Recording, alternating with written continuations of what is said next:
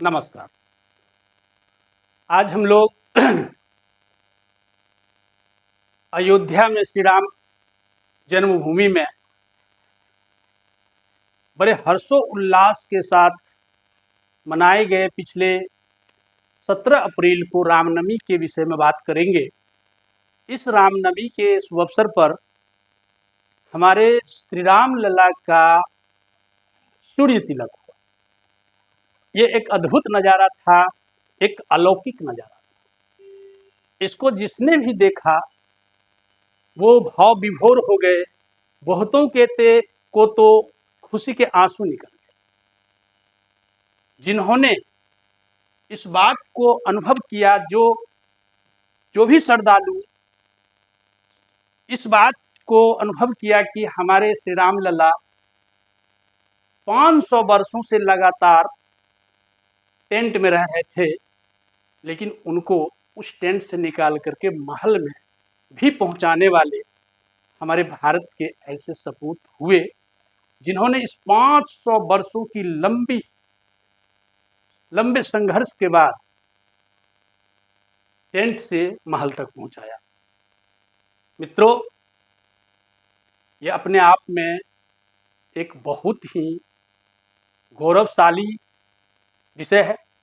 हम भारतीयों के लिए, हम सनातनियों के लिए, हम हिंदुओं के लिए एक बहुत बड़ा गौरव का विषय है कि आज हम श्री राम लला को उसके अपने जन्म स्थान में एक भव्य मंदिर में देख पा रहे हैं। और उसमें भी आज के जो वैज्ञानिक ने एक बड़ा ही विचित्र, बड़ा ही सटीक, एक बेहतरीन नमूना प्रस्तुत किया कि 3 मंजिल का जो राम मंदिर है, उसमें से तीनों मंजिल से सूर्य की किरण चलती हुई गर्भगृह तक श्री राम लला के ललाट पर पहुंचा। और 12 बजे से लेकर के 12:03 तक ये तिलक होता रहा। और ये दृश्य पूरे विश्व के सनातनियों को भाव विभोर कर दिया। तो निश्चित रूप से ये विषय हम हिंदुओं के लिए, हम सनातनियों के लिए बहुत ही गौरवशाली है, महत्वपूर्ण है। तो अब इसके विषय में हम थोड़ा सा समझते हैं कि आखिर ये होता कैसे। ये एक सिंपल सा प्रोसेस है जिसको हम आसानी से समझ सकते हैं। क्योंकि ये 8 क्लास जिसका चर्चा किया गया है, तो विज्ञान के अंतर्गत आप पढ़ेंगे तो 8 क्लास में परिदर्शी का चर्चा किया गया। ये परिदर्शी जो होता है ना, एक प्रकार का यंत्र होता है जिसको आप आसानी से बना सकते हैं और बना करके अपने घर में उपयोग कर सकते हैं। वहाँ अगर चाहें तो इसको घर में लगाएंगे तो आप घर से बाहर निकले बगैर बाहर के व्यक्ति को आप आसानी से देख सकते हैं। इसको पहले पनडुब्बी अर्थात पानी के नीचे चलने वाले जहाज में भी प्रयोग किया जाता था और घरों में भी लगाया जाता था। तो ये होता काम कैसे करता है, तो इसको ऐसे समझेंगे कि एक ऐसा एडजस्टिंग होता है जिसमें कि सूर्य की किरण को बार बार परावर्तित किया जाता है, रिफ्लेक्ट करके इच्छित जगह पर पहुंचाया जाता है। जैसे कि इसमें परिदर्शी में समतल दर्पण का उपयोग किया जाता है। जैसे एक समतल दर्पण यहाँ होता है, एक समतल दर्पण यहाँ होता है और यहाँ लेंस होता है।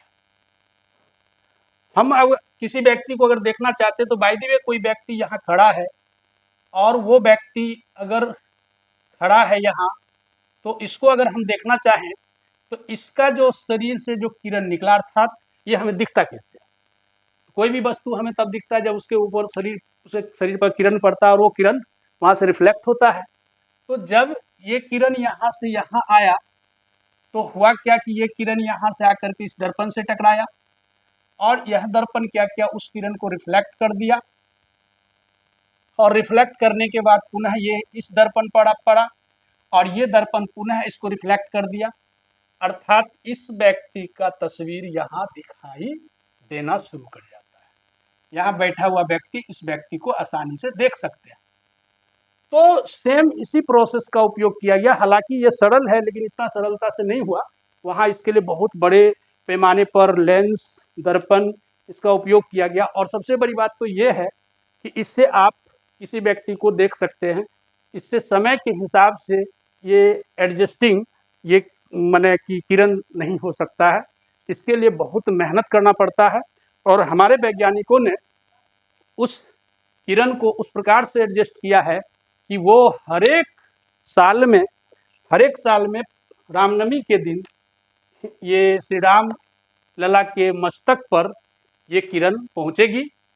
तो इसको उस प्रकार से एडजस्ट किया जा गया है कि हर एक साल रामनवमी के दिन बिल्कुल एग्जैक्ट मुहूर्त पर रामलला के मस्तक पर सूर्य तिलक होगा और ये अपने आप में एक बहुत बड़ा मीन्स टेक्निकल बात है। ये इतना आसान नहीं है क्योंकि समय के साथ पृथ्वी घूमती है, नक्षत्र बदलते हैं, मौसम बदलते हैं, दिन बदलते हैं, तारीख बदलता है, तो आखिर एग्जैक्ट टाइम पर कैसे होगा, तो यही विषय वैज्ञानिक है, यही विषय वैज्ञानिक पूर्ण है, जिसको सरल सामान्य तरीके से समझा नहीं जा सकता। लेकिन हाँ, उसका बेसिक पैटर्न यही है, परिदर्शी का पैटर्न से आप समझ सकते हैं।